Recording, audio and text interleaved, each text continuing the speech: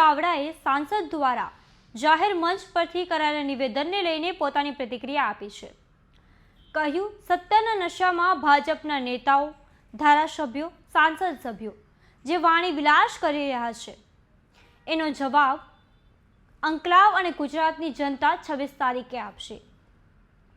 નમસ્કાર, તમે જોઈ રહ્યા છો ગુજરાત પ્લસ ન્યૂઝ અને હું છું મમલ। તો આવો સાંભળીએ વધુમાં આ નિવેદનને લઈને અમિત ચાવડા શું કહી રહ્યા છે। સત્તાના નશામાં અહંકારી ભાજપના નેતાઓ, ધારાસભ્યો અને સંસદ સભ્યો બેફામ વાણી વિલાસ કરી રહ્યા છે।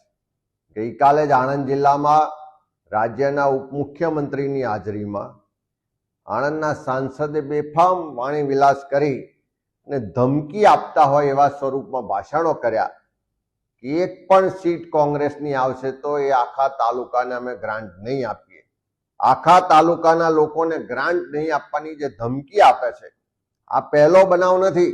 પહેલા પણ ભાજપના અનેક નેતાઓ, ધારાસભ્ય આ રીતે ધમકીઓ આપી ચૂક્યા છે કે ભાજપને મત નહીં આપો તો તમારા વિસ્તારમાં વિકાસ નહીં થાય, ગ્રાન્ટ નહીં મળે, તમને કોઈ યોજનાનો લાભ નહીં મળે।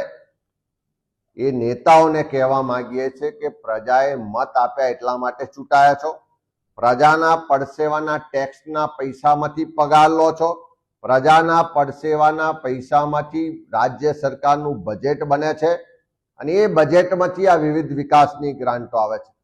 આજે હું ધારાસભ્ય હોઉં તો મને પગાર મળે છે એ ગુજરાતની પ્રજાના ટેક્સના પૈસાનો પગાર છે। મને જે ગ્રાન્ટ મળે છે એ ગુજરાતની પ્રજાના ટેક્સના પૈસામાંથી જે બજેટ બને છે એમાંથી ગ્રાન્ટ મળે છે। જે વિકાસના કામો માટે રકમ ફળવાય છે એ પૈસા પણ પ્રજાના છે, કોઈના ઘેરથી કોઈના બાપના પૈસા નથી। આ પ્રજાના પૈસામાંથી વહીવટ કરવા એના ચોકીદાર તરીકેની જવાબદારી ચૂંટાયેલા પ્રતિનિધિઓની છે। ત્યારે ત્યાં આણંદના સાંસદ વાણી વિલાસ કરે કે આંકલાવ તાલુકામાં ભારતીય જનતા પાર્ટીની સીટ આવશે એટલે બાકીના લોકોને ગ્રાન્ટ નહીં આપીએ, વિકાસથી વંચિત રાખવા માંગો છો, ભેદભાવ કરવા માંગો છો, વિકાસના નામે ધમકીઓ આપીને મત લેવા માંગો છો। લોકો ભૂતકાળમાં પણ જવાબ આપી ચૂક્યા છે, આવનારા દિવસોમાં પણ જવાબ આપશે। હું રાજ્યના મુખ્યમંત્રી, દેશના વડાપ્રધાન નરેન્દ્રભાઈ મોદીને કહેવા માંગુ છું કે તમારા ધારાસભ્ય, તમારા સંસદ સભ્ય, તમારા નેતાઓ આ રીતે લોકોને ધમકી આપે છે, શું એમાં તમે સંમત છો? એને તમારું પીઠબળ છે? ગુજરાતની જનતા બહુ સમજુ ને શાણી છે। પ્રજાના પરસેવાના પૈસામાંથી પગાર લો છો, પ્રજાના ટેક્સના પૈસામાંથી ગ્રાન્ટ મેળવો છો અને ગ્રાન્ટ ફાળવવા માટે ધમકી આપવામાં આવે, વિકાસના નામે ધમકી આપવામાં આવે, ધમકી આપીને મત લેવાનો પ્રયત્ન કરવામાં આવે, એવા લોકોને આવનારી 26 તારીખે ગુજરાતની જનતા પણ જવાબ આપશે, એમની શાન પણ ઠેકાણે લાવશે।